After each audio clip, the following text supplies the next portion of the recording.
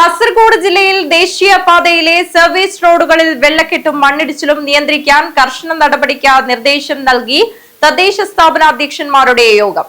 മഴക്കാല മുന്നൊരുക്കങ്ങളുടെ ഭാഗമായാണ് ജില്ലാ കളക്ടറുടെ അധ്യക്ഷതയിൽ യോഗം ചേർന്നത്. മഴക്കാല മുന്നൊരുക്കങ്ങളുടെ ഭാഗമായാണ് ദേശീയപാത നിർമ്മാണ പരിധിയിലുള്ള നഗരസഭാ ഗ്രാമപഞ്ചായത്ത് അധ്യക്ഷന്മാരുടെ യോഗം ചേർന്നത്. മണ്ണിടിച്ചിലും വെള്ളക്കെട്ടും പരിഹരിക്കുന്നതിനായി ജില്ലാ കളക്ടർ അർജുൻ പാണ്ഡ്യന്റെ നേതൃത്വത്തിൽ കളക്ട്രേറ്റിലാണ് യോഗം ചേർന്നത്. ദേശീയപാതയിൽ തലപ്പാടി മുതൽ കാലിക്കടവ് വരെ നേരിടുന്ന വിവിധ പ്രശ്നങ്ങൾ തദ്ദേശ സ്ഥാപന പ്രതിനിധികൾ യോഗത്തിൽ ഉന്നയിച്ചു. കാസർഗോഡ് നഗരസഭയിൽ നുള്ളിപ്പാടിയിൽ വാഹനങ്ങൾക്ക് സർവീസ് റോഡിൽ നിന്നും ദേശീയപാതയിലേക്ക് പ്രവേശിക്കുവാൻ സംവിധാനമൊരുക്കണമെന്ന് കാസർഗോഡ് നഗരസഭാ വൈസ് ചെയർപേഴ്സൺ ആവശ്യപ്പെട്ടു.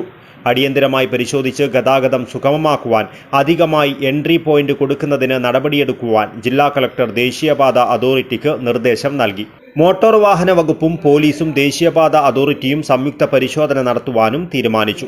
തലപ്പാടി മുതൽ കാലിക്കടവ് വരെ വിവിധ പ്രദേശങ്ങളിൽ കാലവർഷത്തിലുണ്ടാകുന്ന പ്രശ്നങ്ങൾ ഉടൻ പരിഹരിക്കുന്നതിന് റാപ്പിഡ് റെസ്പോൺസ് ടീമിനെ നിർമ്മാണ കരാർ കമ്പനികൾ നിയോഗിച്ചിട്ടുണ്ടെന്ന് ദേശീയപാത പ്രൊജക്ട് ഡയറക്ടർ ഉമേഷ് ഗാർ പറഞ്ഞു. കാഞ്ഞങ്ങാട് പടന്നക്കാട് നെഹ്റു കോളേജിന് മുന്നിലും ജില്ലാ ആശുപത്രിക്ക് മുന്നിലും കാൽനടയ്ക്കുള്ള മേൽപ്പാലം നിർമ്മാണം വേഗത്തിലാക്കണമെന്ന് യോഗം ആവശ്യപ്പെട്ടു.